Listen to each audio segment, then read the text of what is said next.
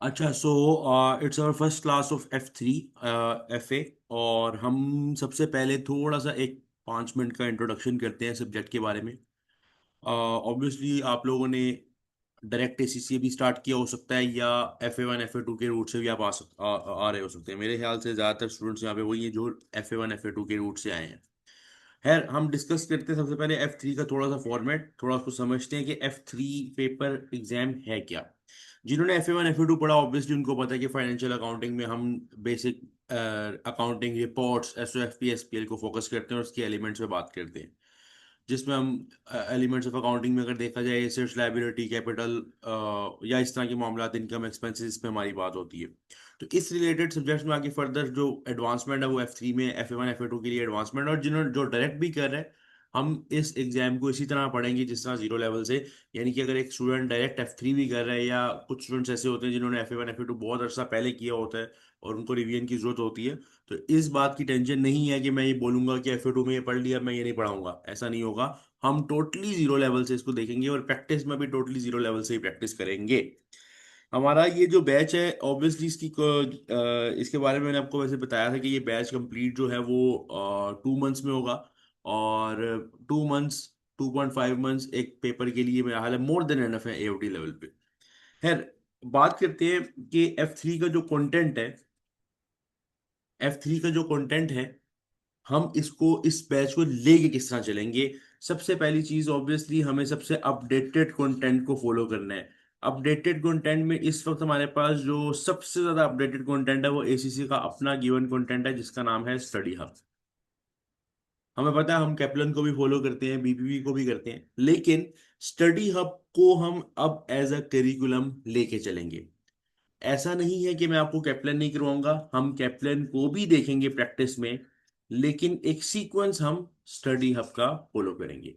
यानी कि chapter wise study hub के मुताबिक चलेंगे। हाँ, अगर कोई टॉपिक आगे पीछे हुआ तो वो मैं आपको कम्युनिकेट कर दूंगा कि ये मामला है कि इस वजह से मैं ये टॉपिक पहले पढ़ा रहा हूँ और ये बाद में पढ़ा रहा हूँ। लेकिन जनरली हमारा जो फोकस होगा वो स्टडी हब पे होगा, और स्टूडेंट्स का भी इस वक्त जो कॉन्फिडेंस है वो स्टडी हब पे है।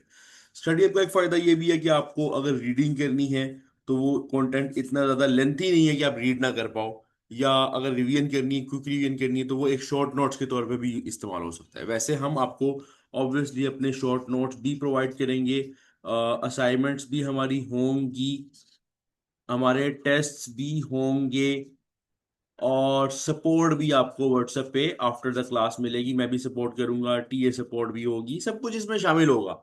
लेकिन कहने का मतलब ये है कि स्टडी हब को हम एक सेंटर पॉइंट रखेंगे और बाकी चीजें साथ साथ हमारी चल रही होंगी। एग्जाम की बात करें, पैटर्न की बात करें अगर, तो एग्जाम हमारा कुछ यूं आएगा कि हमारे पास 35 MCQs, 35 MCQs आएंगे, 2 मार्क्स ईच। 35 MCQs आएंगे, 2 मार्क्स ईच, यानी 70 नंबर का ये एग्जाम हो गया। और बाकी हमारे पास MTQs आएंगे। FA1 FA2 लेवल पे MTQs नहीं है, 1 मिनट, बस 1 मिनट।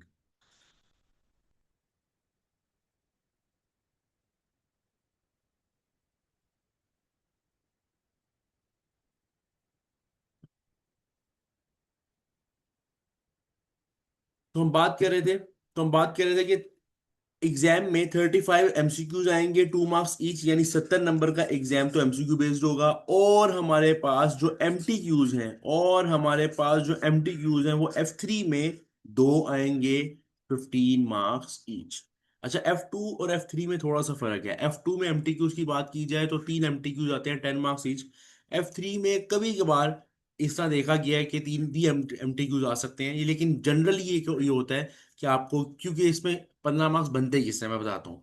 असल में F3 में ये है कि पूरी पूरी स्टेटमेंट्स आती हैं, यानी पूरी स्टेटमेंट्स आपको फिल करनी है, कुछ थ्योरेटिकल, तो वो एक 15 नंबर की रिक्वायरमेंट एक MTQ बना देता है, और 2 MTQs मिला के 30 नंबर के हमारे पास ये MTQs होते हैं। इस तरह हमारा 100 नंबर बनते हैं, और 100 में से हमें 50 अचीव करने होते हैं। 50 अचीव करने होते हैं पास करने के लिए, आपने 50 अचीव नहीं करने, आपने बेस्ट से बेस्ट नंबर्स अचीव करने की, नंबर्स नहीं, नॉलेज अचीव करने की कोशिश करनी है। अच्छा, अब कुछ कुछ हमारे इस बैच के कुछ मामलात रहेंगे। सारे स्टूडेंट्स अभी शामिल हैं, मेरा ख्याल है तकरीबन सब ऐड हो गए हुए हैं। कुछ हमें चीज़ों को लेके चलना होगा जिसमें थोड़ी सी स्ट्रिक्टनेस होगी। एक तो ये है यार, जब मैं असाइनमेंट दूंगा, वो असाइनमेंट अगर कोई स्टूडेंट नहीं करेगा यानी तुम लोगों की साइड से अगर मुझे कंट्रीब्यूशन नजर नहीं आया तो फिर मेरे से भूल जाना कि मैं तुम लोगों का ख्याल रखूंगा, सीधी बात है, पहली क्लास में बता रहा हूँ। क्योंकि पता क्या है, मैं तुम लोगों के पीछे एक एक को मैसेज करके नहीं समझा सकता। ऑब्वियसली मैं तुम्हें क्लास दूंगा, पढ़ाऊंगा, अच्छे से प्रैक्टिस करेंगे, असाइनमेंट और टेस्ट।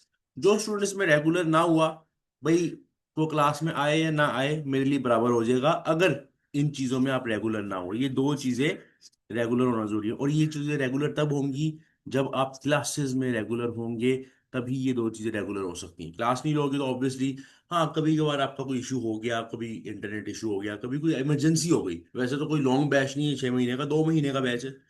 तो अल्लाह ना करे कोई ऐसी इमरजेंसी हो कि आपको क्लास छोड़नी पड़े, लेकिन अगर कोई इमरजेंसी हो गई, रिकॉर्डेड बैच अवेलेबल होगा। लेकिन एक से दूसरी क्लास आपको रिकॉर्डेड एक्सेस मैं नहीं दूंगा, मैं एक्सेस खत्म करवा दूंगा, मैं लाइव बैच में एंट्रेंस बंद करवा दूंगा, अगर आप लोगों ने रेगुलरिटी न शो की। वो भाई मेरी साइड से गारंटी जो है वो नहीं होगी अगर आपकी साइड से कोई इशू हुआ। हाँ, अगर आप लोगों ने ऑब्वियसली क्या कहते हैं, फॉर एग्जाम्पल एक मैं जनरल एक बात कर रहा हूँ, एक जनरल बात कर रहा हूँ मैं कि फॉर एग्जाम्पल अगर आपने रेगुलर रहना है, आप रेगुलर रहते हैं, या फॉर एग्जाम्पल आप प्रॉपर टेस्ट देते हैं, तो इंशाल्लाह ये मेरी गारंटी है कि मैं आप लोगों को पास करूंगा। अच्छा, कंटेंट हमारे पास जो है वो मैं जो मैंने सारा कंटेंट बताया, अल्हम्दुलिल्लाह वो कंटेंट इतना है, काफ़ी है कि आप लोग इजीली F3 को कवर अप कर सकते हो। F3 कोई टेक्निकल एग्जाम नहीं है, एक स्ट्रेट फॉरवर्ड एग्जाम है। एक स्ट्रेट फॉरवर्ड चीज़ें हैं, स्ट्रेट फॉरवर्ड टॉपिक्स हैं, तो इतना टेक्निकल कुछ होगा नहीं। स्टार्टिंग पे अगर किसी को F3 की कोई जनरल यहाँ तक जो बताया कोई क्यूरी है तो पूछ ले, अगर क्लियर है तो एक मरतबा यस लिख दो, ताकि हम फिर कंटिन्यू करें अपना पहला चैप्टर एज पर स्टडी। हाँ भाई, किसी को कोई क्वेरी है यहाँ तक, कोई general question related to ACC F3, कोई टॉपिक से रिलेटेड नहीं, बेसिकली कोर्स से रिलेटेड, बैच से रिलेटेड कोई क्वेश्चन है तो पूछ ले, अगर क्लियर है तो एक दफा यस लिखो। जल्दी से सर, जल्दी से, फोकस। अच्छा, एक चीज जो मुझे क्लास में बड़ा तंग करती है वो ये है कि जब मैं कुछ बोलूं कि यार मुझे रिप्लाई करो, तो फौरन चैट पे रिप्लाई करना, ठीक है? चलो यार, बिस्मिल्लाह करते हैं, बिस्मिल्लाह करते हैं। हमारे पहले टॉपिक का नाम है financial reporting and financial statements. Financial reporting and financial statements. देखो, फाइनेंशियल रिपोर्टिंग क्या है, फाइनेंशियल स्टेटमेंट्स क्या है, चैप्टर का नाम इसने बहुत आगे जाके रख दिया, यानी अगले टॉपिक से उठा के रख दिया। लेकिन पहले हम बैक स्टोरी समझते हैं, कि हम समझते हैं बिजनेस क्या है। देखो, बिजनेस कोई भी ऐसा काम जिसमें तुम्हारी इंटेंशन, कोई भी ऐसा काम जिसमें तुम्हारी इंटेंशन प्रॉफिट बनाना है, उस प्रोसेस को कहते हैं बिजनेस। उस प्रोसेस को कहते हैं बिजनेस। तुम 10 की चीज लेके 15 की बेचने का सोचते हो, you are doing the business. You are land, you, अगर आपके पास लैंड है, बिल्डिंग है या नहीं है, वो मैटर नहीं करता। आपका प्रोसेस ये है कि आप एक चीज लेके आगे प्रॉफिट रख के बेचना चाह रहे हो, you are in the process of business. अब उसके बाद ऑफिसेज और उसके बाद सारे मामला, लैंड, बिल्डिंग और एसेट्स वगैरह सब ऐड हो जाते हैं। अब इस बिजनेस की कुछ टाइप्स हैं जिसको हमने सबसे पहले समझना है, क्योंकि पहले बैक स्टोरी में हम छोटी छोटी चीजें पढ़ेंगे, और फिर मिल के हमारे पास एलिमेंट्स ऑफ अकाउंटिंग और सारी चीजें हम करके फाइनेंशियल रिपोर्टिंग और स्टेटमेंट्स की बात समझेंगे। तो बिजनेस बेसिकली कितने किस्म का होता है? 3 किस्म के बिजनेस है, एज पर योर कंटेंट 3 किस्म के बिजनेसेस होते हैं। एक है सोल ट्रेडर, एक है पार्टनरशिप, और एक है कंपनी। सोल ट्रेडर, पार्टनरशिप और कंपनी। भाई, अगर किसी बिजनेस का सिर्फ एक मालिक है, अगर किसी बिजनेस का सिर्फ एक मालिक है, सिर्फ only one owner, for example general shops आप देखो जितनी भी हैं, जिसका कोई एक मालिक है, हम उसको सोल ट्रेडर बिजनेस कहते हैं, सोल ट्रेडरशिप कहते हैं, सोल प्रोप्राइटरशिप कहते हैं, दो नाम से इस पे जाना जाता है। सोल ट्रेडर में ये होता है कि एक ओनर है, सारी रिस्पॉन्सिबिलिटी उसके ऊपर है, सारी टेंशन उसके ऊपर है। इनकम आएगी तो एंजॉय भी वो करेगा, और खर्चे आएंगे तो खर्चे भी, पैसे भी वो निकालेगा। वो अगर फॉर एग्जाम्पल कहीं से उधार उठाता है, दुकान के लिए उठाता है, वही वापस पे करेगा। ऐसा नहीं होगा कि वो ये नहीं कह सकता कि यार मैं नहीं पे करूंगा, दुकान में से निकलवा लो, दुकान उसकी है, तो हम बोलेंगे तुम ही इस चीज हर चीज के लायबल हो। तो सोल ट्रेडर में क्या है, बेसिकली जब एक ओनर हो। हाँ, ये बात याद रहे, एम्प्लॉयज वो रख सकते हैं, एक ओनर के अंडर 1000 बंदा भी एम्प्लॉय हो सकता है, अगर ओनर एक है तो सोल ट्रेडरशिप है। अनटिल और अनलेस ऑब्वियसली वो अपने बिजनेस को कंपनी के रूप में, यानी कंपनी में रजिस्टर कर ले, वो एक अलग सिनेरियो, कंपनी टोटली एक अलग एंटिटी है, टाइप अलग टाइप है। 1 मिनट रुको यार, अजान हो रही, 1 मिनट रुको, अजान हो रही, कंटिन्यू करते।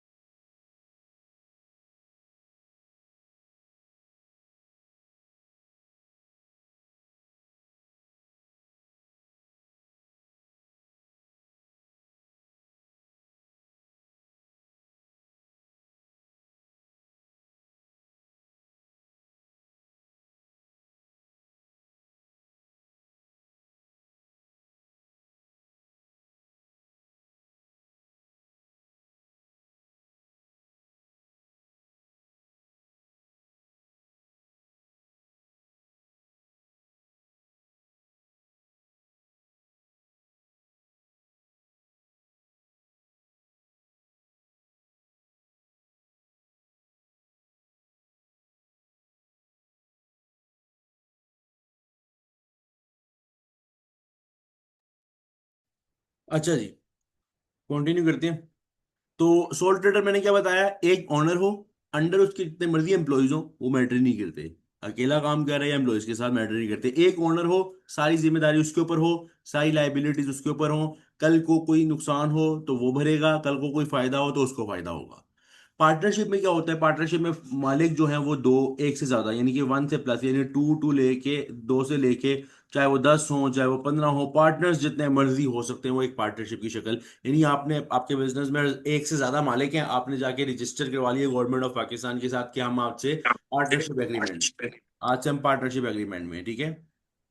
अच्छा, कोई भी स्टूडेंट जो है ना अनम्यूट ना करे, किसी को कोई क्वेश्चन पूछना है तो चैट की ऑप्शन अवेलेबल है, आप चैट पे पूछ सकते हो, ठीक है। अगर ऑब्वियसली माइक ऑन करने की इजाजत एंड पे दूंगा Q&A के लिए, ठीक है। अगर क्लास के दौरान कोई क्वेश्चन हो तो आप चैट पे पूछ सकते हैं, ठीक है। ये आईफोन के नाम से है कौन यार, जरा मुझे कंफर्म कर दो। अच्छा, अब अब पार्टनरशिप में मैंने बताया ओनर एक से ज्यादा है, और बात यह है कि बाकी सब कुछ वैसे ही है जैसा सोल ट्रेडर, कोई भी टेंशन आएगी ओनर्स पे आएगी। कोई भी उधार अगर पार्टनरशिप बिजनेस ने लिया है तो वो पार्टनर्स पे उधार होगा। लेकिन यहाँ क्या होगा, जितना प्रॉफिट होगा उसमें फिर शेयर भी होगा। हाँ, शेयर जो है वो बेसिकली डिपेंड करता है एग्रीमेंट क्या हुआ है, एक पार्टनर 50% ले रहा है और बाकी 20 25 25 ले रहे हैं, इट्स इट्स नॉर्मल, ठीक है। तो बात ये है कि पार्टनरशिप में और सोल ट्रेडर में बाकी सब कुछ सेम है, बस फर्क ये है मालिकों की तादाद क्या है। अगर एक मालिक है तो सोल ट्रेडर है, अगर पार्टनरशिप, अगर एक से ज्यादा है तो पार्टनरशिप है। अच्छा, कंपनी क्या होता है, कंपनी एक अलहदा से एंटिटी है, एक अलहदा से टाइप है। कंपनी बेसिकली बजाते खुद एक आर्टिफिशियल पर्सन है। कंपनी बजाते खुद एक आर्टिफिशियल पर्सन है। यानी कि कंपनी के बारे में अगर मैं आसान लफ्जों में बोलूं कि अगर कोई कंपनी के ऊपर उधार है तो वो कंपनी के मालिकों के ऊपर उधार नहीं है।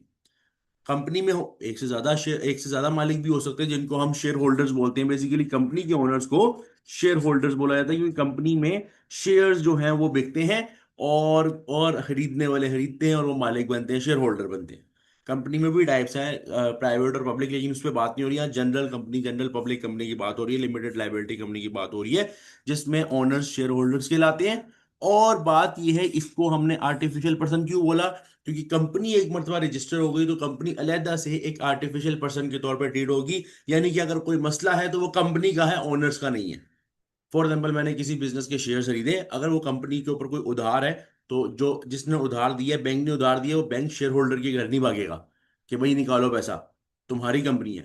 शेयर होल्डर बोलेगा मेरी कंपनी है, लेकिन कंपनी में कुछ कॉन्सेप्ट डिफरेंट होता है, कंपनी में उस तरह नहीं होता जिसमें सोल ट्रेडर और पार्टनरशिप में होता है कि मालिकों को जाके पकड़ लो।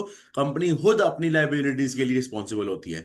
इसी वजह से इसको, इस कंपनी के जो होते हैं लाइबिलिटी को बोला जाता है limited liability company. Limited liability company का मतलब क्या होता है कि लाइबिलिटीज जो हैं वो कंपनी के यानी ऑर्गेनाइजेशन की हद तक लिमिटेड है, ओनर्स पे नहीं जाएंगी। जबकि पार्टनरशिप और सोल ट्रेडर में लाइबिलिटीज क्या होती हैं, अनलिमिटेड लाइबिलिटी। अनलिमिटेड लाइबिलिटी का मतलब ये होता है कि अगर कोई मसला आ गया है, अगर कोई लाइबिलिटी, अगर कोई टेंशन आ गई है सोल ट्रेडरशिप या पार्टनरशिप पे, तो ओनर के घर भी बेचने पड़े तो बेचने पड़ेंगे। यानी फॉर एग्जाम्पल, तुम्हारी एक जनरल दुकान है, तुमने उधार उठाया, तुम मामला कर रहे हो, तुम एक परेशानी में हो, तुम्हारी दुकान बिक गई, दुकान की ही मसले की वजह से दुकान बिक गई, कोई लॉस हुआ, कोई मसला हुआ, अभी भी तुमने लोगों का पैसा देना है, तो ऐसा नहीं होगा कि लोग कहेंगे हाँ इसकी दुकान तो खत्म हो गई अब हम इसे पैसा नहीं लेते।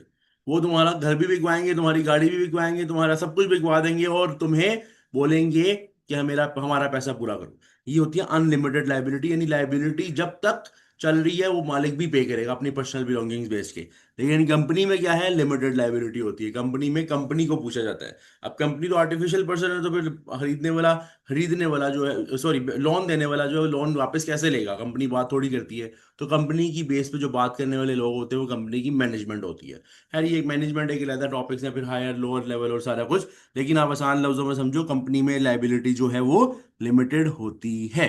ये तीन चीजें जो है, ये देखो बेसिकली बात ये है कि ये मैंने इतना एक्सप्लेन क्यों किया, क्योंकि उसने एग्जाम एडवाइस दी है। देखो स्टडी ऐप पे क्या दिया हुआ है, स्टडी ऐप से उठाया मैंने एग्जाम एडवाइस। क्या, in the exam students may be tested on the ability to recognize the key features of each type of business या एंटिटी। तो हमने जो की फीचर्स पढ़े वो क्या है, सोल ट्रेडर एक मालिक, पार्टनरशिप एक से ज्यादा मालिक, कंपनी में डिफरेंट शेयर होल्डर्स, बहुत से शेयर होल्डर्स। फिर सोल ट्रेडर और पार्टनरशिप में अनलिमिटेड लाइबिलिटी और कंपनी में लिमिटेड लाइबिलिटी, ये बताने के लिए, ये किसने बताया, क्योंकि एग्जाम एडवाइस है ये आपसे आपको वो आइडेंटिफाई करने के लिए दे सकता है। बड़ा जनरल, बड़ा बेसिक क्वेश्चन है। मुझे बताओ यहां तक क्लियर है?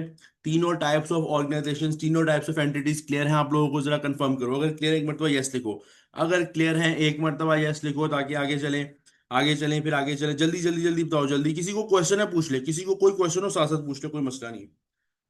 अच्छा, अब यहाँ पे कुछ बात हो रही है, यहाँ पे कुछ पॉइंट्स हैं जो कि मैंने तीनों के मुताबिक बताने हैं, ये भी फीचर्स से रिलेटेड ही है, तो हम इसको डिस्कस करते हैं। सबसे पहले चेंज इन ओनरशिप पे बात करते हैं। सबसे पहले चेंज इन ओनरशिप पे बात करते हैं।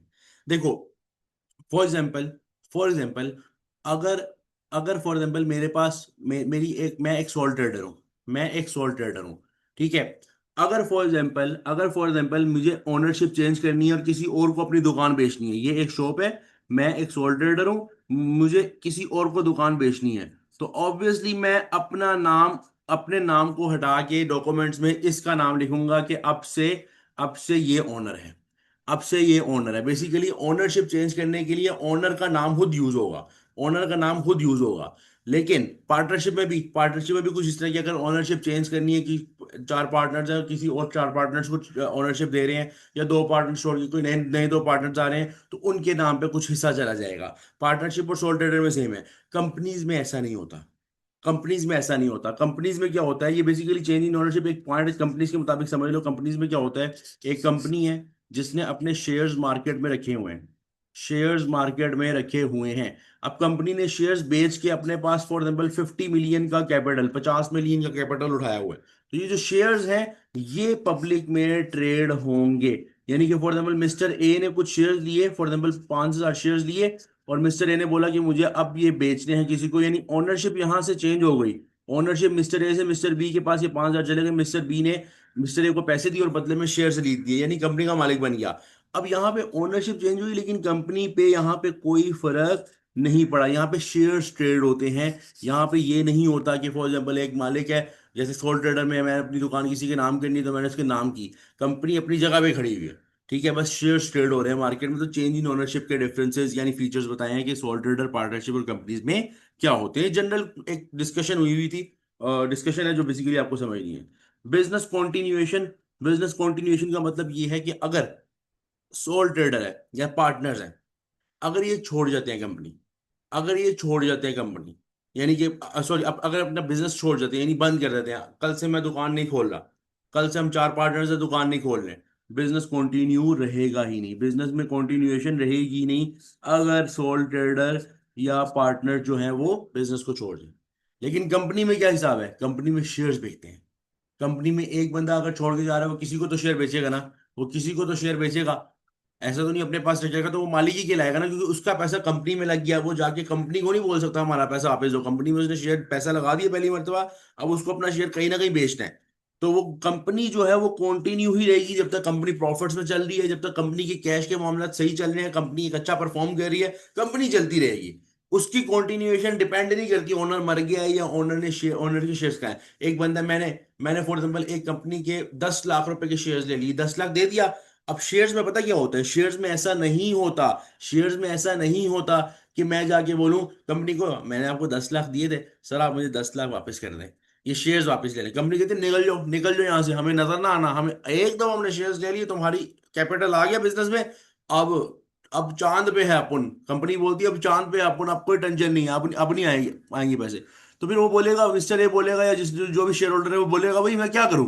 कंपनी कहेगी जाके ट्रेड करो मार्केट में, बेचो, किसी को बेच के पैसे ले लो, अगले के पास शेयर चल जाएंगे। तो कुछ बात की होती है, कॉन्टिन्यूएशन रहती है कंपनी में। कंपनी जो होती है उनमें कॉन्टिन्यूएशन कॉन्टिन्यूएशन रहती है। तो ये फीचर्स है बेसिकली अगेन तीनों टाइप्स में। उसके बाद टैक्स, अगर हम टैक्सेशन की बात करें, अगर हम टैक्सेशन की बात करें, तो सोल ट्रेडरशिप, अच्छा सोल ट्रेडरशिप और पार्टनरशिप की काफी बातें सेम है, काफी बातें सेम है, बस फर्क ये है कि एक में एक ओनर है, बाकी एक से ज्यादा हो गए तो पार्टनरशिप है। कंपनी दोनों से हट की है। सोल ट्रेडरशिप और पार्टनरशिप में क्या है कि जो ओनर्स हैं उन्होंने टैक्स भरना है, ओनर्स टैक्स भरेंगे। जैसे मैं अगर ऐसे सोल ट्रेडर हूं फॉर एग्जाम्पल, तो मैं, मेरी दुकान का टैक्स भी मेरे नाम पे जाएगा कि मैंने टैक्स दिया है, मैंने यहां दुकान से कमाया, ये लो भाई एज अ सोल ट्रेडर मैं तुम्हें टैक्स दे रहा हूँ, गवर्नमेंट मैं तुम्हें टैक्स दे रहा हूँ। लेकिन दूसरी साइड पे कंपनी, कंपनी के केस में जो टैक्स है वो कंपनी के अपने नाम पे ही जाएगा।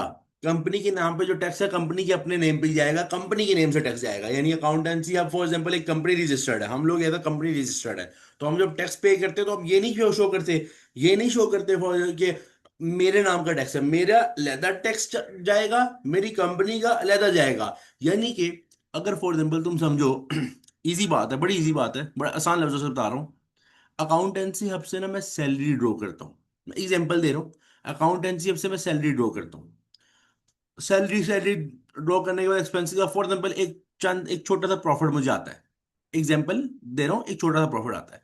उस प्रॉफिट पे कंपनी टैक्स अलग जाएगा, जिसको हम अभी F6 में पढ़ेंगे, जिसको बोलते हैं कॉरपोरेशन टैक्स। अच्छा, अब वो जो सैलरी मैंने कमाई है, जो सैलरी उसी कंपनी से मैंने कमाई है, वो मेरे लिए सैलरी इनकम है, तो मैं यहां से दूंगा अपना एम्प्लॉयमेंट टैक्स, कि मैं अपनी कंपनी का एम्प्लॉय हूं।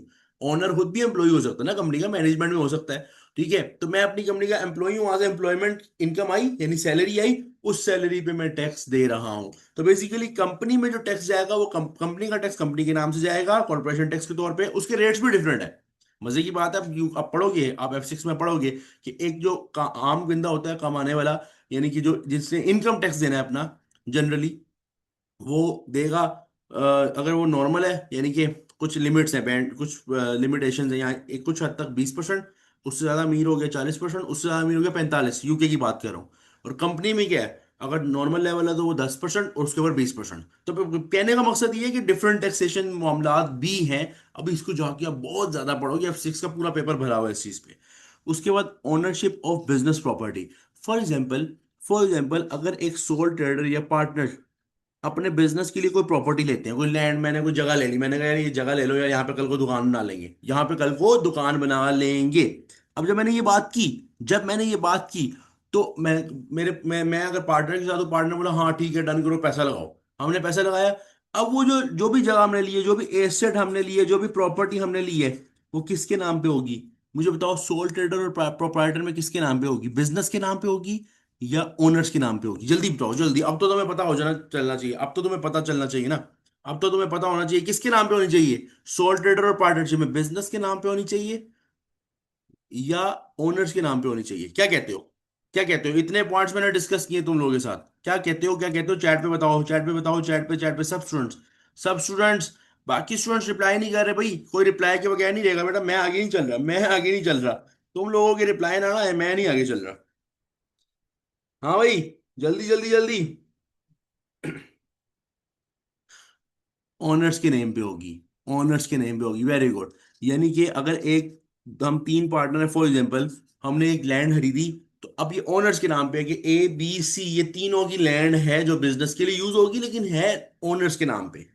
लेकिन कंपनी में वही लैंड शेयर होल्डर्स के नाम होगी। बताओ यस या नो? शेयर होल्डर्स के नाम पे होगी वो लैंड। कंपनी में क्या होगा? शेयर होल्डर्स के नाम पे होगी वो लैंड, ओनर्स के नाम पे होगी? बताओ ना, बताओ, यस या नो?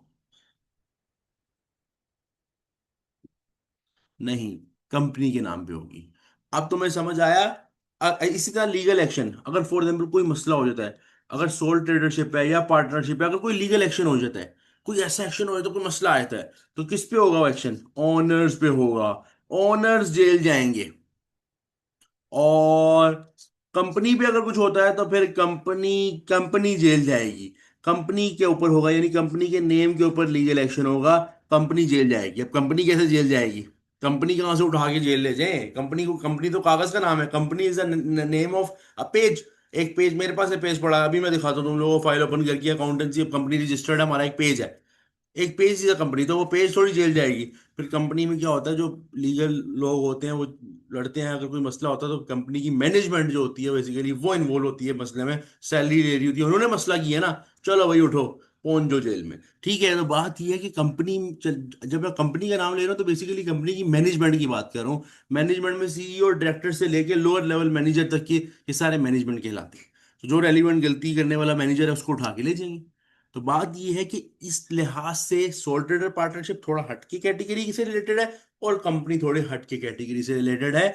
यहां तक हमने बेसिकली एक बेस पढ़ी तीनों टाइप्स ऑफ बिजनेस एंटिटीज में। यहां तक सब स्टूडेंट्स को क्लियर है?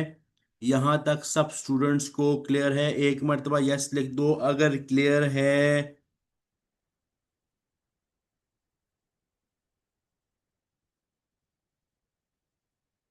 अच्छा, अब बात पता है क्या है, बात पता है क्या है? यहाँ पे हमारे पास एक टॉपिक आया, रिक्वायरमेंट ऑफ फाइनेंशियल स्टेटमेंट्स। असल में पहले चैप्टर में स्टडी अब मैं ना बहुत सी चीजें मिक्सअप करके लिखी हूँ, तो मैं थोड़ा सा स्टोरी बांधता हूँ पीछे, समझ पीछे से जरा बेस पक्की हो ना तो जरा मजा आता है पूरा टॉपिक पढ़ने का। तो रिक्वायरमेंट ऑफ फाइनेंशियल स्टेटमेंट से पहले हम समझते हैं कि बेसिकली बात क्या होती है। बिजनेस में ना डिफरेंट, बिजनेस के बारे में तो हमने पढ़ा, बिजनेस के बारे में तो बेतहाशा बातें हमने पढ़ ली, बिजनेस कितने किस्म के होते हैं, क्या मामला आते हैं। इन्हीं बिजनेसेस में चाहे वो जिस भी कैटेगरी का है, कुछ ट्रांजैक्शंस होती हैं। बिजनेस में डिफरेंट ट्रांजैक्शंस होती हैं। कॉर्पोरेशन टैक्स वाला पॉइंट, दोबारा टैक्स वाला पॉइंट मैं दोबारा बताया, तो मैंने ये बोला था कि जब टैक्स आप पे करते हैं तो सोल ट्रेडर और या पार्टनरशिप, वो तो टैक्स जाता है, टैक्स जो पे करता है वो ओनर पे करता है, यानी ओनर के नेम पर टैक्स जाता है।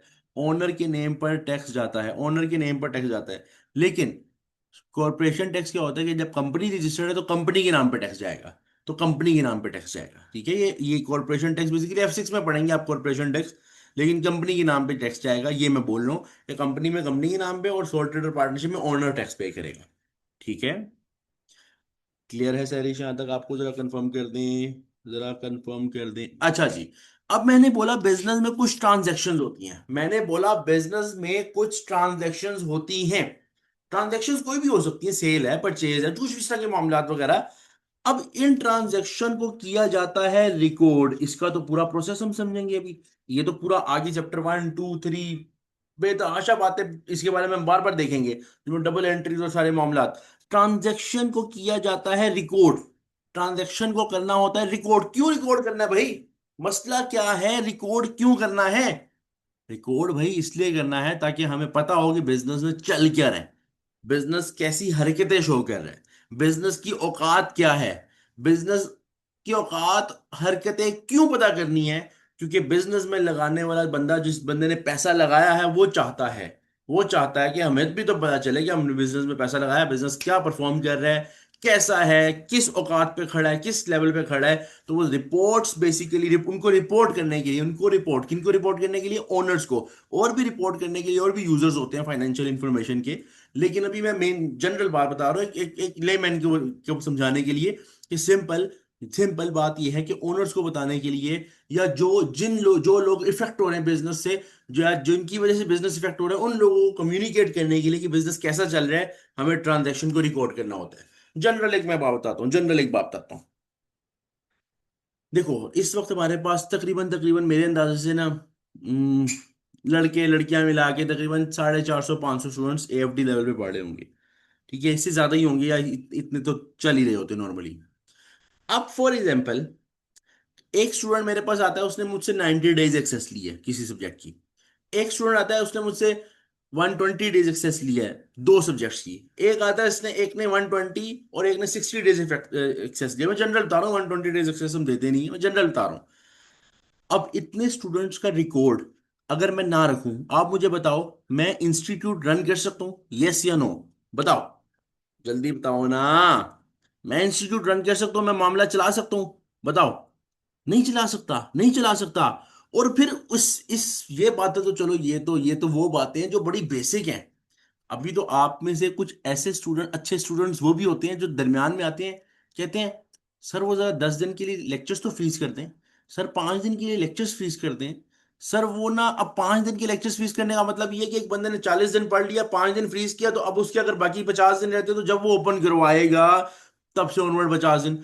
तो भाई रिकॉर्ड नहीं होगा तो मैं तो क्या, मैं तो पागल हो जाऊंगा। तो हमारी जो मैनेजमेंट है, हमारे जो जनरल मैनेजर है जो हमारे साथ काम करते हैं, उनके पास इस सारी चीजों का रिकॉर्ड होता है। तो रिकॉर्ड क्यों क्यों अहमियत बता रहा हूं ना रिकॉर्ड की, कि सारी चीजें। अच्छा, मुझे क्या पता चलता है, मैं एट लास्ट मेरा क्या काम होता है? मेरा काम ये होता है, मैं डे एंड पे खोलता हूँ सारा सारा सिस्टम। मुझे डे एंड पे पता चलता है कि आज मेरे स्टूडेंट्स इतने एनरोल हुए, आज हमारे पास 7 स्टूडेंट्स एनरोल हुए, आज हमारे पास 10 स्टूडेंट्स एनरोल हुए, आज हमारे पास 5 स्टूडेंट्स एनरोल हुए, आज हमारे पास AFD लेवल पे स्किल्स। ये रात को जाके देखता हूँ। अगर रिकॉर्ड मेंटेन ना हो तो मेरा मैनेजर मुझे क्या रिपोर्ट करेगा? तो ओनर्स को रिपोर्ट करने के लिए, अपने हिसाब किताब के लिए, स्टूडेंट को इशू ना आए या बिजनेस में कस्टमर को इशू ना आए, ताकि उसका रिकॉर्ड अपने पास मेंटेन रखना जरूरी होता है। इसीलिए तमाम बिजनेस की ट्रांजैक्शंस को रिकॉर्ड करना होता है। और रिकॉर्ड करने का पूरा एक प्रोसीजर है जो अभी हमने पढ़ना है। रिकॉर्ड करने के बाद एट लास्ट बनती हैं फाइनेंशियल स्टेटमेंट्स। रिकॉर्ड करने के बाद एट लास्ट बनती हैं फाइनेंशियल स्टेटमेंट्स। रिकॉर्ड करने के बाद एट लास्ट, अच्छा रिकॉर्ड करने का पूरा प्रोसेस है अभी, वो अभी नहीं मैं खोल रहा। अभी तो आधी बातें मैं खोल ही नहीं रहा। अभी तो आधी बातें मैं खोल ही नहीं रहा। अभी मैं ये बोल रहा हूँ कि रिकॉर्ड करने के सबसे आखिरी प्रोसीजर होता है, आखिरी चीज होती है, और वो होता है कि फाइनेंशियल स्टेटमेंट्स बना दो। तो requirement of financial statements, financial statements business में वो कुछ स्टेटमेंट्स ऐसी होती हैं जो बताती है बिजनेस के हाल अहवाल के हैं। जिसमें अभी हम बेसिक लेवल पे अगर आप देखें, अगर आपने F1 F2 पढ़ा है, तो SOFP और SPL, ये दो स्टेटमेंट्स हैं। इन स्टेटमेंट्स के बारे में भी प्रॉपर अभी हमने पढ़ना है। एक एक चीज प्रॉपर देखेंगे, ये टोटली एक बेसिक लेवल चैप्टर है। ठीक है। तो फाइनेंशियल स्टेटमेंट्स बेसिकली बताती है बिजनेस क्या कर रहा है, बिजनेस कैसा है, बिजनेस की औकात क्या है, बिजनेस की वैल्यू क्या है, बिजनेस की वर्थ क्या है, बिजनेस आगे कितनी लेवल तक चल सकता है, चल भी सकता है अगले साल तक या नहीं चल सकता, अगर नहीं चल सकता तो क्या करना है, अगर चल सकता है तो क्या करना है। ये सारे मामला इन स्टेटमेंट से पता चलते हैं, और अभी स्टेटमेंट्स और भी हैं। तो ये रिक्वायरमेंट, वो कह रहे हैं कि रिक्वायरमेंट ऑफ फाइनेंशियल स्टेटमेंट क्यों जरूरी है, फाइनेंशियल स्टेटमेंट, तो सारी स्टोरी मैंने आपको बता दी। Financial statements is the backbone of business.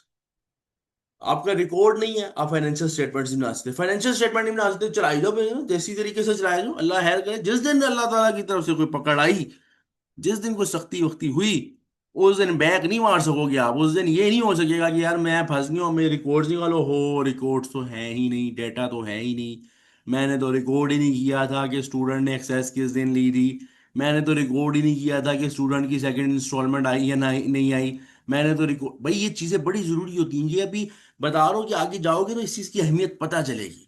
मुझे बताओ यहाँ तक क्लियर है? यहाँ तक क्लियर हुआ सब स्टूडेंट्स को? क्लियर है यहाँ तक? देखो बेस बेस पे थोड़ा सा टाइम, थोड़ा जहां पे 10 मिनट लगने हैं वहां मैं 15 मिनट लगा रहा हूँ, जस्ट फॉर द रीजन कि हमारी बेस जितनी स्ट्रांग होगी ना, इसके बाद आप लोगों ने पढ़ना है F7। इंशाल्लाह आपका भाई आपको F7 पढ़ाएगा बेस्ट तरीके से, लेकिन ये बेस जितनी स्ट्रांग होगी ना, F7 में बड़ा मजा आएगा पढ़ने का। अच्छा, अब बात क्या है, बात क्या है? मैंने आपको बताया फाइनेंशियल स्टेटमेंट्स, फाइनेंशियल स्टेटमेंट्स बनाने के प्रोसेस को बोलते हैं फाइनेंशियल रिपोर्टिंग। फाइनेंशियल स्टेटमेंट्स बनाने के प्रोसेस को बोलते हैं फाइनेंशियल रिपोर्टिंग। तो बेसिकली रिक्वायरमेंट फाइनेंशियल स्टेटमेंट्स की क्या है, ताकि फाइनेंशियल रिपोर्टिंग अच्छे तरीके से हो सके। फाइनेंशियल रिपोर्टिंग क्या है? आगे लिखा हुआ है फाइनेंशियल रिपोर्टिंग क्या है, कि रिकॉर्डिंग। अच्छा भाई, पहली बात, राइटिंग, स्पेलिंग और जीरो, ये जीरो जो लिखते हैं ना, जीरो, ये अपने अपने हैं भाई। ये तीन चीजों की मैं गारंटी नहीं दे रहा है, अभी मुझे चुकवाना लेना, उठवाना लेना कहीं से। अच्छा, फाइनेंशियल रिपोर्टिंग, फाइनेंशियल रिपोर्टिंग क्या है, क्या प्रोसीजर क्या है? रिकॉर्डिंग, रिकॉर्ड करना, एनालाइजिंग, एनालाइज करना, किस चीज को एनालाइज करना, अभी सब देखेंगे, अभी सब देखेंगे, टेंशन क्या है। एंड समराइजिंग फाइनेंशियल डाटा, जितना भी फाइनेंशियल डाटा है, जितना भी रिकॉर्ड है, जितने भी इनवॉइसेस, सेल इनवॉइस है, जितनी भी परचेज इनवॉइस है, जितने भी एक्सपेंस के इनवॉइसेस हैं, जो भी मामला आते हैं, उनको रिकॉर्ड करना, उनको एनालाइज करना और उनको समराइज करना, फाइनेंशियल रिपोर्टिंग है। फाइनेंशियल रिपोर्टिंग में जब ये तीन काम कर लोगे, तो ऑटोमेटिकली आप फाइनेंशियल स्टेटमेंट्स बनाने के काबिल हो जाओगे। और बात क्या है, क्या फाइनेंशियल डाटा, ये सारा कुछ क्यों किया जा रहा है? ताकि, ये तो मैंने पहले बता दिया, कि बिजनेस कर क्या रहा है और बिजनेस की औकात क्या है। कर क्या रहा है यानी परफॉर्मेंस, औकात क्या है यानी पोजीशन। औकात और हरकतें, ये दोनों फर्क चीजें हैं। मैं तुम्हें एक तरीके से, देखो मैं तुम्हें आज इस तरह फाइनेंशियल स्टेटमेंट्स की बेस पक्की करूंगा ना, यानी बात ऐसी पक्की करूंगा कि तुम्हें फील आएगी फाइनेंशियल स्टेटमेंट की, कि हाँ यार ये चीज क्या होती है। SOFP अभी तुमने नॉर्मल पढ़ी है, asset, liability, capital, income, expense. लेकिन आज मैं तुम्हें वो चीज बताने जा रहा हूँ, दो चार बातें जो कि आगे तुम्हें हेल्प करेंगी। परफॉर्मेंस और पोजीशन क्या होती है, मैं एक एग्जांपल से समझा रहा हूँ। मैं एक एग्जांपल से समझा रहा हूँ, जरा गौर से समझो। तुम लोगों ने फौरन मुझे रिप्लाई करना है जैसे ही मैं कुछ पूछूंगा, जरा इधर देखो। एक है मिस्टर ए, एक है मिस्टर बी। ठीक है। मिस्टर ए के जो फादर हैं, उनके पास है 100,000, और मिस्टर बी के जो फादर हैं उनके पास है 1,000। मुझे बताओ, पोजीशन किसकी स्ट्रांग है, मिस्टर ए की या मिस्टर बी की? जल्दी बताओ, पोजीशन किसकी स्ट्रांग है? मिस्टर ए की या मिस्टर बी की, यानी औकात किसकी स्ट्रांग है? मिस्टर ए की, सिंपल बात है। अच्छा, अब बेटा जो है, बाप, दोनों के बाप अपने बेटे को कहते हैं कि तुम लोग पढ़ो लिखो अच्छे से, ठीक है। मिस्टर ए का जो बेटा है, वो उसको 1 लाख रुपए देते हैं बिजनेस करने के लिए। वो इस लेवल पे आया कि उसने अभी तक 3 साल, 2 2 साल गुजर गए मिस्टर ए के बेटे को, उसने अभी तक बिजनेस से 50,000 निकाले। और मिस्टर बी के बेटे ने अभी तक 800 निकाले। पैसा जो कम था बाप के पास, तो उसने अपने लिहाज से प्रॉफिट निकाला 800, इसने अपने लिहाज से प्रॉफिट निकाला। मुझे बताओ, सन में बेटे के हिसाब से पोजीशन किसकी स्ट्रांग है? पोजीशन नहीं, पोजीशन पोजीशन पोजीशन, औकात, औकात हमेशा होती है पैसों की बेस पे। पैसा जिसके पास ज्यादा है, औकात ज्यादा है। पैसा जिसके पास ज्यादा है, औकात ज्यादा है उसकी पोजीशन स्ट्रांग। लेकिन मुझे बताओ, परफॉर्मेंस किसकी बेहतर है? इसके पास 1 लाख था, इसने 50,000 कमाया। इसके पास 1,000 था, इसने 800 कमाया। परफॉर्मेंस किसकी बेहतर है बताओ? मिस्टर बी की बेहतर है, क्योंकि उसने अब रेशो के हिसाब से जितना उसके पास था उस लिहाज से कमाया, और उसने भी उस लिहाज से कमाया। लेकिन मिस्टर ए का बेटा दिखने में पोजीशन वाइज स्ट्रांग है, लेकिन औकात उतनी ज्यादा, लेकिन परफॉर्मेंस इतनी अच्छी नहीं है जितनी मिस्टर बी की है। तो बात कुछ यूं है कि परफॉर्मेंस और पोजीशन, ये दोनों बातें क्या होती हैं? पोजीशन ही होती है कि एक बिजनेस कितना तगड़ा है, खड़ा कहां पे हुआ है, कितने एसेट्स हैं उसके ऊपर, कितनी लाइबिलिटीज है, कितनी इक्विटी पे खड़ा हुआ है, कितनी कैपिटल पे खड़ा हुआ है, ओनर्स कैसे हैं, ओनर्स पैसा लगा सकते हैं, लगा सकते हैं। और परफॉर्मेंस ये है जो हम देखते हैं कि इसने इनकम कितनी जनरेट की है। औकात थी, क्या काम किया, इनकम कितनी जनरेट की है, खर्चे कितने की हैं, क्या खर्चे कंट्रोल पे इसका मतलब हाथ था, खर्चे कंट्रोल कर सकता था, ज्यादा प्रॉफिट बनाया। तो बेसिकली ये बात है पोजीशन और परफॉर्मेंस में। तो इस चीज को देखने के लिए बेसिकली स्टेटमेंट्स बनाई जाती हैं। मुझे बताओ, परफॉर्मेंस और पोजीशन का अब लघु ही मायने समझ आई है कि नहीं आई? बताओ, क्लियर है यहां तक? क्लियर है यहां तक? क्लियर है? चलो भाई, आगे चलते हैं, आगे चलते हैं। अच्छा, कुछ स्टूडेंट्स ऐसे हैं, एक दो मैं देख रहा हूँ रिप्लाई नहीं कर रहे यार। एक दो स्टूडेंट्स हैं जो रिप्लाई नहीं कर रहे, चक्कर क्या है? चक्कर क्या है? हैं?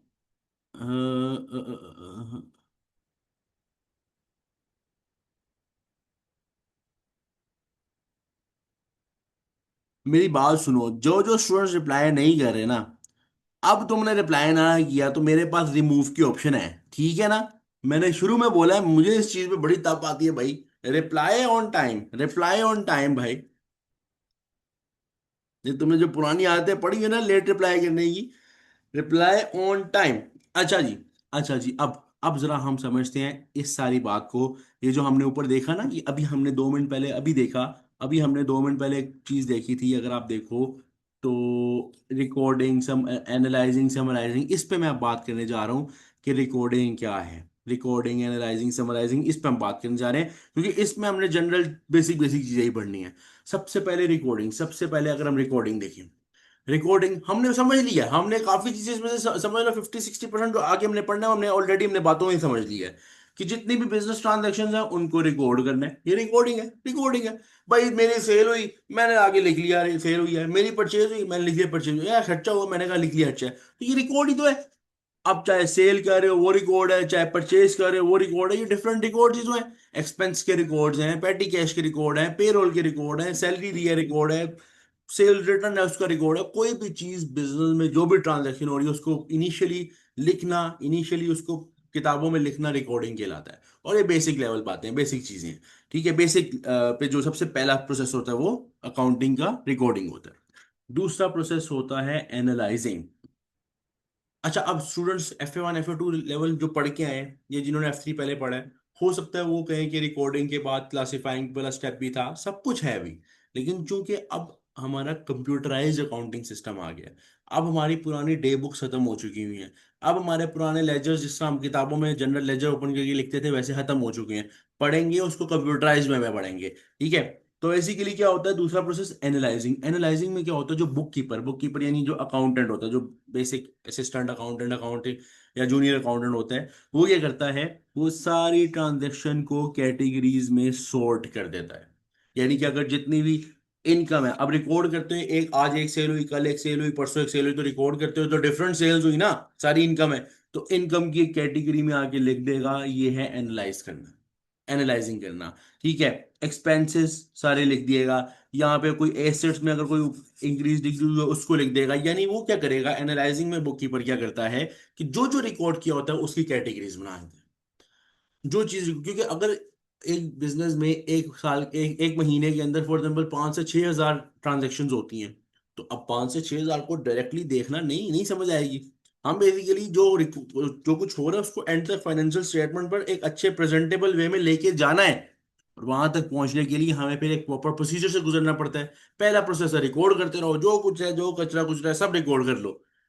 उसके बाद दूसरा प्रोसेस है एनालाइज करना, यानी कैटेगरीज में सॉर्ट करना। उसके बाद तीसरा स्टेप है समराइज करना। तीसरा स्टेप है समराइज करना।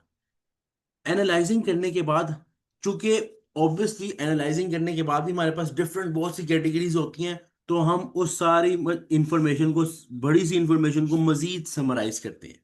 अभी हम अगले चैप्टर में, बेसिकली जो चैप्टर 2 है उसमें हम इसमें प्रॉपर प्रोसीजर पढ़ेंगे कि किस तरह ये सारा प्रोसेस चलता है। अभी तो थ्योरेटिकल बातें हैं कि एनालाइज करने के बाद, कैटेगरीज में लिखने के बाद, अगला स्टेप हमारा ये होता है कि हम उसको सारी इंफॉर्मेशन को समराइज करते हैं, ताकि हम वहां जाके फाइनल अकाउंट्स बना सकें। फाइनल अकाउंट्स का वर्ड मैं जब भी लूंगा इसका मतलब फाइनेंशियल स्टेटमेंट्स बना सकें, फाइनेंशियल स्टेटमेंट्स बना सकें। ठीक है, फाइनल अकाउंट का वर्ड जब भी मैं लूंगा, वो फाइनल अकाउंट का वर्ड आप F7 में बहुत ज्यादा सुनोगे, वहां पे तो बोला ही है फाइनल अकाउंट जाता है। लेकिन फाइनेंशियल स्टेटमेंट्स बनाने के लिए फिर समराइजिंग करनी पड़ती है। यानी पहला स्टेप क्या हुआ, पहला स्टेप रिकॉर्डिंग, रिकॉर्डिंग के बाद एनालाइजिंग, कैटेगरीज में कन्वर्ट करना, और उसके बाद समराइजिंग के मजीद बड़ी सी इंफॉर्मेशन को मजीद समराइज करना, ताकि हम इजीली उसको जाके, जो चीज जो मेजर चीजें जो हमने जाके लिखनी है फाइनेंशियल स्टेटमेंट्स में, वो लिख सकें। इसमें ये नहीं होगा समराइज में कि हम कोई चीज छोड़ देंगे या अनइम्पोर्टेंट ट्रांजेक्शन छोड़ दें, ऐसा नहीं, सब कुछ आएगा। लेकिन उसका एक तरीका, एक प्रोसेस, एक वे है जिसको हम सीखेंगे। फाइनेंशियल स्टेटमेंट्स, फाइनेंशियल स्टेटमेंट्स बनने तक का प्रोसीजर, एक थ्योरेटिकल प्रोसीजर क्लियर है आप सबको? यहां तक क्लियर है सबको? फाइनेंशियल स्टेटमेंट्स बनने तक का प्रोसीजर क्लियर है? एक बेसिक थ्योरेटिकल, अभी न्यूमेरिकल, अभी जो प्रॉपर डबल एंट्रीज और सारे प्रोसीजर है वो सीखने हैं, सब सीखने हैं। अभी बेसिक पहले चैप्टर में बेसिक बताया हुआ है। यहां तक क्लियर है सब स्टूडेंट्स को?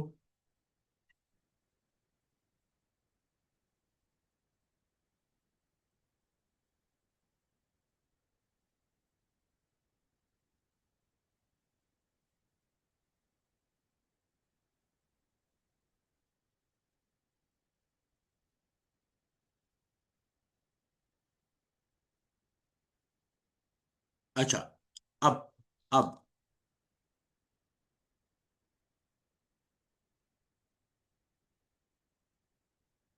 ये जब सब कुछ हो जाता है, फाइनेंशियल स्टेटमेंट्स बन जाती हैं। अभी हम फाइनेंशियल स्टेटमेंट्स को देखते हैं, कौन कौन सी हमने पढ़नी है, कौन कौन से हमारे टॉपिक में, हमारी किताब में है, सब देखेंगे। लेकिन जब फाइनेंशियल स्टेटमेंट बन जाती है, उसके बाद एक और एनालिसिस भी होता है, एनालिसिस ऑफ फाइनेंशियल स्टेटमेंट्स। यानी आपने सब कुछ रिकॉर्ड, सारा कुछ जो था सब कुछ इकट्ठा किया, कैटेगरीज में कन्वर्ट किया, समराइज करके फाइनेंशियल स्टेटमेंट्स बना दी। फाइनेंशियल स्टेटमेंट का मकसद क्या है, वही कि ओनर्स को रिकॉर्ड रिपोर्ट करना, कम्युनिकेट करना। और अभी हम और भी देखेंगे कि और भी लोग होते हैं जो इंटरेस्टेड होते हैं आपकी फाइनेंशियल स्टेटमेंट्स में।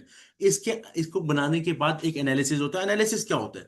एनालिसिस बेसिकली डिफरेंट लिहाज से होता है। एनालिसिस, रेशियो एनालिसिस हो सकता है। रेशियो एनालिसिस का मतलब ये है कि आप, अभी हमारा चैप्टर आएगा रेशियो एनालिसिस, कि आप जो है वो सारी परफॉर्मेंस को फिर परसेंटेज फॉर्म में मेजर करते हो, कि हाँ पहले इतना था, पहले, यानी कि यहाँ लिखा है financial statements versus last year financial statements, इस साल फाइनेंशियल स्टेटमेंट पे नहीं, उसको पिछली फाइनेंशियल स्टेटमेंट से मैच कर दिया, ये एक एनालिसिस कर दिया, इंटरप्रिटेशन कर दी कि हम पहले से बेहतर हुए हैं या नहीं हुए। Financial statements with competitors, financial statements चूंकि पब्लिक होती हैं तो कंपेटिटर के साथ अपना मैच करना, ये एक एनालिसिस है। फाइनेंशियल स्टेटमेंट से रेशोज कैलकुलेट करना, यानी इंटरप्रिटेशन करना। जब अभी मैंने बताया रेशोज हम कैलकुलेट करेंगे, जिस तरह ROCE ratios, return on capital employed, profit margin, ये सारी रेशोज कैलकुलेट होती हैं। ये एनालिसिस बहुत जरूरी होता है। इसी तरह फ्यूचर को भी इंटरप्रेट करना कि हाँ पहले हम ये थे, आज ये हैं, कल को ये हो सकते हैं। तो ये सारे पॉइंट्स क्या हैं, ये सारे के सारे पॉइंट्स क्या हैं कि फाइनेंशियल स्टेटमेंट्स बनने के बाद भी एक एनालिसिस। ये मैं बात की बात इसलिए बार बार बोल रहा हूँ क्योंकि एक एनालाइजिंग यहाँ पे था जब मैंने कहा था कैटेगरीज में लेके जाना है, एक मैं बोल रहा हूँ कि फाइनेंशियल स्टेटमेंट्स बनने के बाद एनालिसिस होगा जो कि जरूरी है, जिसमें आप अपने ही पिछले साल के साथ रिकॉर्ड के साथ मैच करते हो। जस्ट द रीजन इज कि आप कितना ग्रो किए हो, आपने कितना बेहतर किया है, आपके क्या मामला आते हैं, पहले से बेहतर हो, पहले से आराम है वाला हिसाब है, ठीक है। तो ये जो है ना वो कुछ एनालिसिस वाले पॉइंट है जो जनरल आपके टॉपिक में है। अब फाइनेंशियल स्टेटमेंट्स की जो मैं बात कर रहा था कि फाइनेंशियल स्टेटमेंट्स कौन कौन सी हैं उस पर हम बात करने जा रहे हैं कि फाइनेंशियल स्टेटमेंट्स ऑफ बिजनेस कौन कौन सी फाइनेंशियल स्टेटमेंट। सबसे पहले एसओएफपी, सबसे पहले एसओएफपी, एसओएफपी यानी statement of financial position, statement of financial position. Statement of financial position क्या बताता है, अब हम इसको देखने लगे हैं। Finance statement of financial position के नाम में लिखा हुआ है पोजीशन, और पोजीशन का मतलब क्या है, औकात। पोजीशन का मतलब क्या है, औकात, यानी कि एक बिजनेस की क्या औकात है, एक बिजनेस किस लेवल पे खड़ा हुआ है, कितना स्ट्रोंग है, ये बताएगा स्टेटमेंट ऑफ फाइनेंशियल पोजीशन। जिसमें मैंने आपको पहले बताया था कि एक बिजनेस की औकात और एक बिजनेस की जो हरकतें हैं यानी कि जो उसकी परफॉर्मेंस है वो देखने के लिए पोजीशन और परफॉर्मेंस के लिए हम सारे रिकॉर्ड्स बनाते हैं। तो बेसिकली ये वो स्टेटमेंट है जो बिजनेस के ये कहते हैं औकात को बताता है, यानी स्टेटमेंट ऑफ फाइनेंशियल पोजीशन। उसके बाद हमारे पास है statement of profit and loss. Statement of profit and loss ये बताता है बिजनेस की परफॉर्मेंस, कि बिजनेस ने कितना अच्छा परफॉर्म किया, औकात थी या नहीं थी वो एक अलग बात है, परफॉर्म कैसा किया, यानी कि बेहतर, यानी कि जो हरकतें की, यानी जो इनकम जनरेट की, यानी जो खर्चे किए वो कितने बेहतर तरीके से किए, ये बताएगा statement of profit and loss. अब अगर मैं बताऊं यहाँ पे कि स्टेटमेंट ऑफ फाइनेंशियल पोजीशन और statement of profit and loss, ये वो दो स्टेटमेंट्स हैं जो बेसिक लेवल से एक स्टूडेंट को पढ़ाई जाती हैं, यानी FA1 लेवल से पढ़ाई जाती हैं। लेकिन कुछ स्टेटमेंट्स और भी हैं बिजनेस में जो कि बनती हैं, जिसमें अगली ये लिखी हुई है SOCF, statement of cash flows. Statement of cash flows मसला पता है क्या है, मसला मैं बताता हूँ ये स्टेटमेंट ऑफ कैश फ्लो क्यों क्यों है, यानी है क्यों ये जो SOFP है या SPL है, हम इसको बनाते हैं एक्रूअल बेसिस पे, यानी हमारी जो बेस होती है वो एक्रूअल होती है। यानी हम ये नहीं देखते पैसा आया तो रिकॉर्ड करेंगे, पैसा गया तो रिकॉर्ड करेंगे, नहीं, हम कहते हैं ट्रांजैक्शन हुई तो रिकॉर्ड करो। एक क्रेडिट सेल है जिसपे पैसा नहीं आ रहा, हम कहते हैं सेल रिकॉर्ड करो भाई, हमें पैसा आ रहा नहीं आ रहा वो मैटर नहीं करता, सेल रिकॉर्ड होनी चाहिए। एक कॉस्ट ऑफ सेल्स है, परचेजेस है, क्रेडिट पे है, पैसा गया नहीं गया, परचेज हो गई, रिकॉर्ड करो, ये होती है एक्रूअल बेसिस। अब बात पता है क्या है, आपको जो ये SOFP SPL बता रही है, जो सारे मामले होते हैं एक्रूअल बेसिस पे चल रहे होते हैं, आपको ये नहीं पता चल रहा होता कि आपके पास कैश, आपके कैश के मामला क्या है, कैश में इंक्रीज डिक्रीज कितना आ रहा है, कैश, असल कैश कितना आ रहा है, असल कैश कितना जा रहा है, ये स्टेटमेंट से नहीं पता चल रहा होता। तो उसके लिए एक स्टेटमेंट बनाई जाती है जिसका नाम है स्टेटमेंट ऑफ कैश फ्लोज। ये बेसिकली बता रहा होता है कि कैश इन आउट कितना हो रहा है। ये स्टेटमेंट की भी बड़ी नीड होती है बिजनेस में, कि कैश के मामला बता रहा होता है कि पैसा जब आया तो रिकॉर्ड होगा, या तो माइनस होगा, ये एक अलग से स्टेटमेंट है। ये भी हमारा पूरा टॉपिक, यानी हमने स्टेटमेंट ऑफ कैश फ्लो बनाना सीखनी है, यानी हमने स्टेटमेंट ऑफ कैश फ्लो बनाना सीखनी है बिजनेस में, कि स्टेटमेंट ऑफ कैश फ्लो किस तरह बनाएंगे। उसके बाद हमारे पास है SOCIE, statement of changes in equity. Statement of changes in equity ये भी हमने F3 लेवल पे देखनी है। चेंजेस इन इक्विटी का मतलब, चेंजेस इन इक्विटी का मतलब ये है कि आप इक्विटी, इक्विटी क्या है, मे बी अभी आप में से किसी स्टूडेंट को ना पता हो, कैपिटल को यानी जो इन्वेस्टमेंट इन बिजनेस होती है उसको बोलते हैं इक्विटी। तो इसके अंदर जो चेंजेस आती हैं ओवर द टाइम, उससे रिलेटेड एक स्टेटमेंट है, इसको भी हमने F3 लेवल पे देखना है। यानी कि ये वो स्टेटमेंट्स हैं जो हमने फाइनल अकाउंट्स में या एसोसी कैश फ्लो के चैप्टर में या SOCI final capital structure and finance cost, इन सब में हमने पढ़ना है। तो F3 में ये इसका एक बड़ा मेन रोल है इस सारी स्टेटमेंट्स का।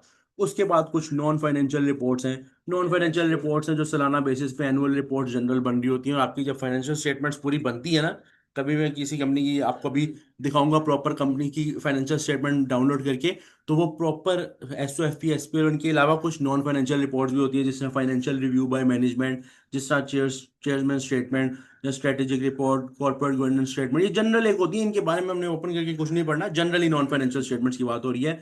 एम्प्लॉय की रिपोर्ट्स, सस्टेनेबिलिटी रिलेटेड डिस्क्लोजर्स, अभी ये इनके बारे में हमने प्रॉपर पढ़ना है बेसिकली आगे फर्दर सब्जेक्ट्स में, अभी नहीं फर्दर सब्जेक्ट्स में। या वैल्यू एडेड स्टेटमेंट्स, ये सारी वो स्टेटमेंट्स, ये सारी वो रिपोर्ट्स हैं बेसिकली, जो कि पार्ट होती हैं आपकी पूरी फाइनेंशियल स्टेटमेंट्स का।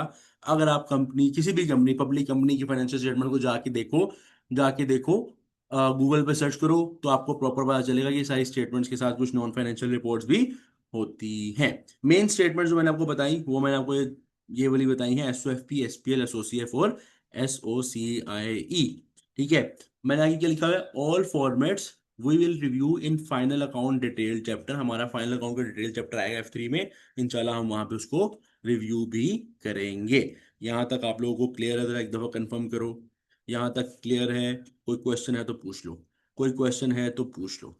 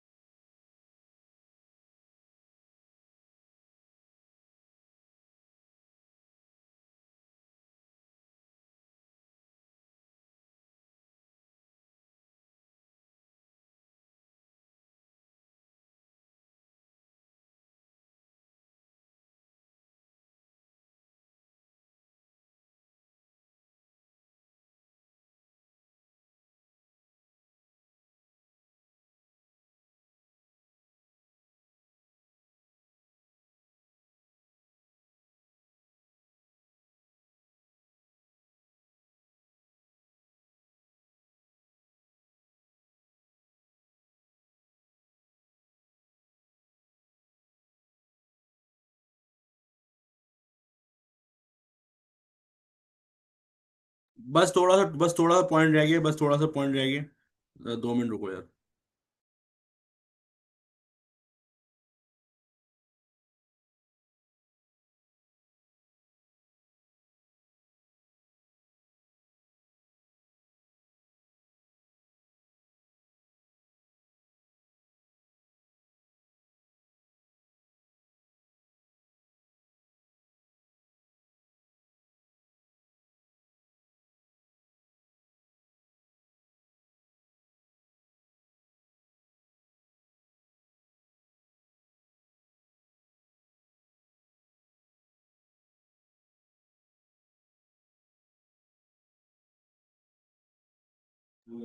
अच्छा, कंटिन्यू कर रहे हैं, कंटिन्यू कर रहे हैं। देखो, हमारा नेक्स्ट पॉइंट है general point, general, very general point, stakeholders. देखो, स्टेक होल्डर्स कौन होते हैं? वो लोग जो बिजनेस को इफेक्ट कर रहे हो, या जिनकी जो खुद बिजनेस से इफेक्ट हो रहे हो। देखो, स्टेक होल्डर्स क्या होता है? Anyone who can affect the business और is affected by business. Stake holder सिर्फ शेयर होल्डर नहीं होता। देखो, शेयर होल्डर होता है, जो मैंने आपको शुरू में बताया था कि ओनर, ऑब्वियसली कंपनी के ओनर्स को शेयर होल्डर्स बोला जाता है, ऑब्वियसली शेयर होल्डर्स भी इफेक्ट हो रहे हैं बिजनेस से, तो वो भी one of the stakeholder है। स्टेक होल्डर हर वो पार्टी जो बिजनेस में जो इफेक्ट हो रही है, बिजनेस की वजह से इफेक्ट हो रही है, या जो बिजनेस को इफेक्ट कर रही है। अब इसमें different type of stakeholders हैं, इंटरनल भी हैं और एक्सटर्नल भी हैं। आपके बिजनेस से बहुत से लोग जो इफेक्ट हो रहे हैं, उनमें इंटरनली देखा जाए, आपके एम्प्लॉयज, आपकी मैनेजमेंट, ये वो लोग हैं जो आपकी वजह से इफेक्ट, आपकी आपके बिजनेस से इफेक्टेड है, यानी कि बेसिकली कनेक्टेड है किसी भी सूरत में, यानी आपके बिजनेस से किसी भी सूरत में कोई भी जो कनेक्टेड पार्टी है, वो स्टेक होल्डर है आपके बिजनेस का। ठीक है। जिस तरह ओनर्स, ये वो हैं जो इंटरनल है। एक्सटर्नल में हम क्या बात कर सकते हैं? एक्सटर्नल में जिस तरह आपके कस्टमर्स हैं, वो आपसे कनेक्टेड है, बिल्कुल हैं। आपके सप्लायर्स आपसे कनेक्टेड हैं, बिल्कुल हैं। आपके गवर्नमेंट आपसे कनेक्टेड है, बिल्कुल है। गवर्नमेंट के डिफरेंट डिपार्टमेंट, जैसे टैक्स डिपार्टमेंट आपसे कनेक्टेड है, बिल्कुल है। आपके कंपेटिटर्स आपसे कनेक्टेड हैं, बिल्कुल हैं। आपके बिजनेस के साथ वाला, यानी इवन के नेबर्स, साथ वाले लोग वो आपसे कनेक्टेड है किसी भी लिहाज से, चाहे उनकी कनेक्शन की परसेंटेज रेशो 0.5% भी है, किसी भी लिहाज से वो आपसे कनेक्टेड है, आपके stakeholder is a general term जो बिजनेस में बेसिकली हम यूज करते हैं, कि अगर कोई भी पार्टी कनेक्टेड हो या हम उनसे कनेक्टेड है या वो बिजनेस से इफेक्ट हो रहे हैं किसी भी सूरत में, वो आपके स्टेक होल्डर्स हैं। मुझे बताओ क्लियर है यहाँ तक? यहाँ तक क्लियर है? जरा कंफर्म कर दो। यहाँ तक क्लियर है? जरा कंफर्म कर दो। तो ये एक जनरल पहला हमारा जो है एक चैप्टर था जो कि ऑन F3, जो कि on F3 chapter 1 according to study hub था, जिसमें हमने जनरल डेफिनेशंस, जनरल बातें देखी, बहुत ही जनरल, यानी कि अभी तो ऑब्वियसली जो रिकॉर्डिंग है उसमें डबल एंट्री का प्रोसेस, उसमें ट्रायल बैलेंस का बनना, टी अकाउंट्स लेजर्स का बनना, ये हमने भी सारी चीजें देखनी है, क्योंकि चैप्टर 2 चैप्टर 3 के अंदर आपको स्टडी हब के मुताबिक दी हुई है। यहाँ पे हमारा चैप्टर 1 कंप्लीट हो रहा है, और यहाँ पे मैं आपको कुछ असाइनमेंट दे रहा हूँ चैप्टर 1 से रिलेटेड, जो कि स्टडी हब से है। आप लोग स्टडी हब ओपन करोगे, स्टडी हब में चैप्टर 1 है F3 का, उस चैप्टर 1 की प्रैक्टिस क्वेश्चंस वो आपकी असाइनमेंट है। प्रैक्टिस क्वेश्चन आपकी असाइनमेंट है, कल की क्लास से पहले पहले सब स्टूडेंट्स ने प्रैक्टिस क्वेश्चन किए हों, और प्रैक्टिस क्वेश्चन इस तरह करने हैं कि आपने प्रॉपर अपने रजिस्टर पर उसका सोल्यूशन या जो भी ऑप्शन है वो लिख के मुझे सेंड करना है। ठीक है, प्रैक्टिस क्वेश्चंस करो।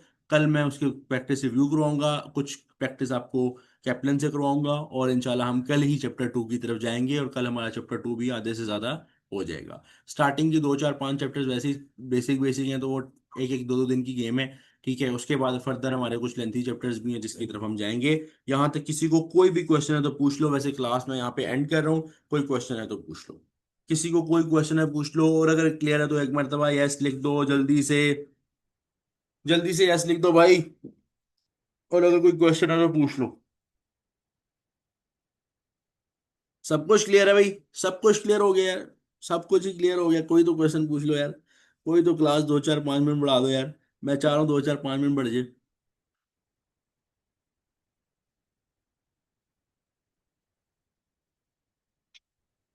चलो यार, मिलते हैं कल की क्लास में, ठीक है? मिलते हैं कल की क्लास में। और क्या कहते हैं, प्रैक्टिस करके आना, ये कुछ कुछ चंद क्वेश्चंस ही होंगे जो प्रैक्टिस करके आने तुम लोगों ने। कल इंशाल्लाह चैप्टर 2 स्टार्ट करते हैं। अपना बहुत सा ख्याल रखो। सबको LMS एक्सेस मिल गई होगी, सबको LMS एक्सेस मिल गई होगी। जिसको नहीं मिली मैनेजर को कांटेक्ट करे। ग्रुप में सब ऐड होंगे। ये OneNote फाइल आपको ग्रुप में आ जाएगी, रिकॉर्डिंग्स आपको मिल जाएंगी, रिकॉर्डिंग यही वाली रिकॉर्डिंग लेक्चर आपको अपडेटेड LMS में मिल जाएगा। अपना बहुत सारा ख्याल रखो, और अल्लाह हाफिज।